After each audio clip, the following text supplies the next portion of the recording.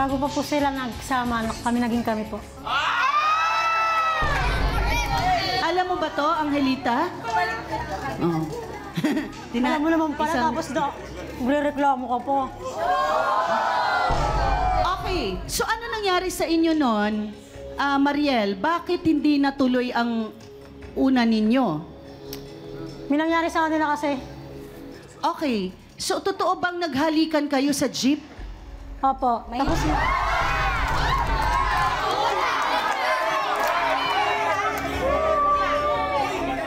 Bakit kayo naghalikan noon, Mariel? May usapan ba muna bago kayo naghalikan o matagal na kayo nag-uusap na may plano ba kayong magbalikan? nagtatago po sila. Oo, may plano ba kayong magbalikan? Wala na, ano lang po natin. Na-tempt lang. Na-tempt? Okay, na-tempt lang kayo. Pero, panluloko pa rin ito, ha? Panluloko ito. So, Mariel, gaano na katagal na pinagtataguan nyo si Angelita? 2 taon po. 2 taon na. Uy, Renante, ang tagal na nito, ha? Totoo ba sinasabi ni Mariel? Hindi po, ma'am. Hindi rin. Hindi na niya aminin kasi nandito na. Mariel, anong masasabi mo? Dinideny ni Renante ang mga sinasabi mo. Alam mo naman pala, tapos magre-reklamo ka pa, harap-harapan lang ka dito. Si Renante ang nagde-deny. Anong masasabi mo? Hindi raw Rin yung totoo. paglabas. Hindi, ba't si dinideny ka nila Tutukan ko pa yan, hindi ba, be? Oy, be!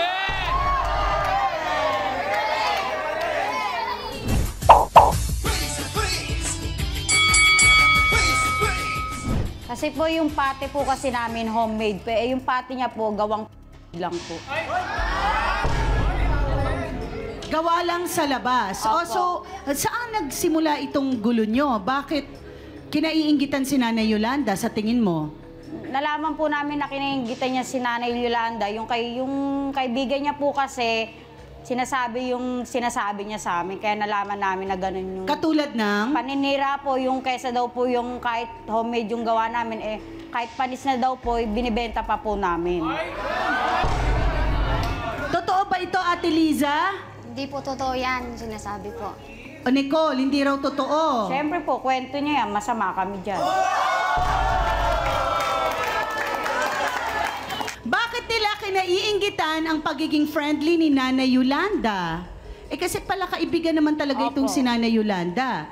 Oh, wala ba siyang ibang nakakaaway bukod kay Liza? Marami po, laman na po siya ng barangay namin. Ah, si Liza. Opo. Oh, yun naman pala. Ba't parang dito sa inggitera niya. Ano no? Sa kay chismisan niya po, tsaka sa inggitera niya. Totoo ba? At yes, Ate Liza, ano nangyayari at totoo ba to na marami ka ng reklamo sa barangay? Hindi po totoo yun. Paano po ako ireklamo sa barangay? Di nga po lumalabas ng bahay. Ayun na nga po, hindi nga po Yun siya lang lumalabas ng bahay, pero alam niya po yung kwento sa labas.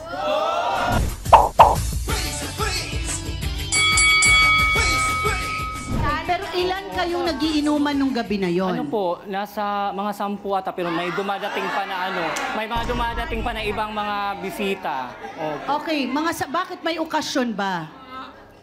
Wala naman, parang nagkita-kita lang yung mga friends. Nagkita-kita. Kasi kanina, nung sinabi nga ni Ate Epi na mga 6 kayo, medyo hindi kami naniwala na kaya niyong ubusin. Oo. Ang 6 na cases ng alak. Opo. Diba? Pero kasi ngayon, sinabi mo na 10, tapos may mga dumarating pa, posible, Ate Ganda, na abutin ka ng 6 na case. Sa tingin mo? Parang ano talaga, Mama Carla, hindi talaga ako, kaya nga na shock ako na umagang-umaga tapos siningil niya ako ng ganun. Tapos ganun daw yung kahaba yung listahan ko. Oo. Yung kaibigan niya kasi pumunta sa Oo. tindahan ko eh.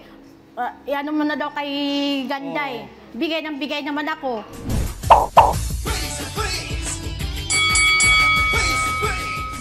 Nung minsan po Ay, bumili, itis pala. bumili po ako sa kanyang sinigang na baboy. Kailan Bumili pa? po ako sa kanya. Nakita ko po na may ipis sa ilalim ng sabaw. Sinungaling Uy! ka. Kailan ka bumili? Kailan to? Kailan ka bumili? Paano ka napunta sa lugar niya para bumili? Medyo matagal-tagal na po yun.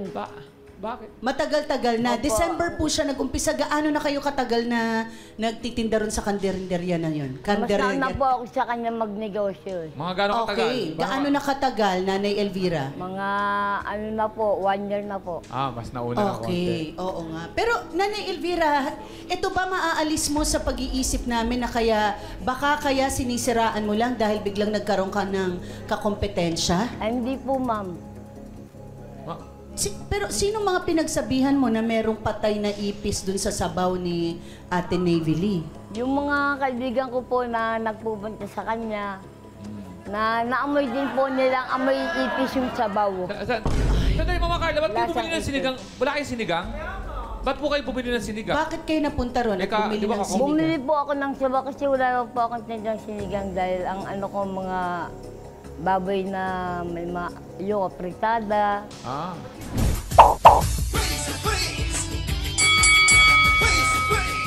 Hindi ma'am, mismong customer po ang nagreklamo. Talaga? May Nagsabi sa nakausap? amin. May nakausap ka? Yung customer nila pumasok sa amin. Kasi sinasabi ko yun. Yung customer namin sa babae niya. Kasi Nilabas lang yung babae customer niya. din. Ate Saibal, wait lang ha. Nagkasakit yung customer Opo, mo? nagkasakit po kasi Nung pumunta nilabas sa inyo? yung babae niya ng customer namin. Yung kapal Yan, mo. nagreklamo kayo. Hindi na papasok sa bar nila. Sinungaling ka. Maraming customer po na nagreklamo. Kasi ma'am, binabaliktad mo ba? yung mga babae niya ma'am, hindi permanente po pasok sa kanila. Paiba-iba, sa 1 week lang, lilipat naman sa amin or sa ibang bar. Ang bar kasi pinapasokan niya, maliit lang. Sa amin, malaki yung bar na pinapasokan namin. Tsaka mababa po sila magpasahod. Ate Ami, ano yung sinasabi mong sinusulot yung mga customers mo ni na Saibel? Dahil ang kwento ni Saibel kanina, kusang pumunta doon yung customer na yon na ikinagalit nyo dahil madalas pumupunta na doon dahil yun medyo mapera daw yung customer na yon. Hindi po. Wala po akong sinasabi na sinusulot yung customer. Kasi po ma'am, nung nakaraang linggo lang, may customer po sila na pumasok sa amin, nagreklamo na niloko ng babae niya. Manluloko daw yung mga babae niya. Yun ang sabi ng Ano customer. ba ang mga panlulokong nagaganap katulad ng sa loob ng girly bars? Pwede ba naming malaman? Yung ano ma'am, halimbawa, yung babae ko, katable yung customer. Kasi yung customer nila sa amin pumasok nung nakaraang linggo. Okay. Ang sabi daw, sasama daw pagkatapos mag-inom, sasama daw yung babae. Di, sige, order ng drinks. Hanggang sa maubos na po yung pera, hindi sumama, tinaguan na lang ng babae. O niloko niya, ang customer yung nagreklamo doon sa pinapasokan namin, nagkuha iba ulit ng ibang babae. Okay, pero dahilan ba yun? Dahilan ba yun para siraan mo kami? Hindi kami naninira. Ang Ikaw, customer ang nagsasabi. alam mo nga, nagbabanggit Ang customer ka mismo, ang nagsasabi customer. na Ayan, si may mga Ami. sakit ang Yan ang babae. ano ang mga naririnig mo, Saibel? Mismo po yung customer namin pupunta. Sa niya, hindi na ako pupunta rito. Kasi sabi ni Ami, mababaho daw yung mga babae mo. Hindi daw Ang pala customer ang mababaho. nagsasabi. Siya, mismo, Ang customer, binabanggit ng hindi customer. pa ako naninira, ma'am. Ang mismo ang customer nagsasabi.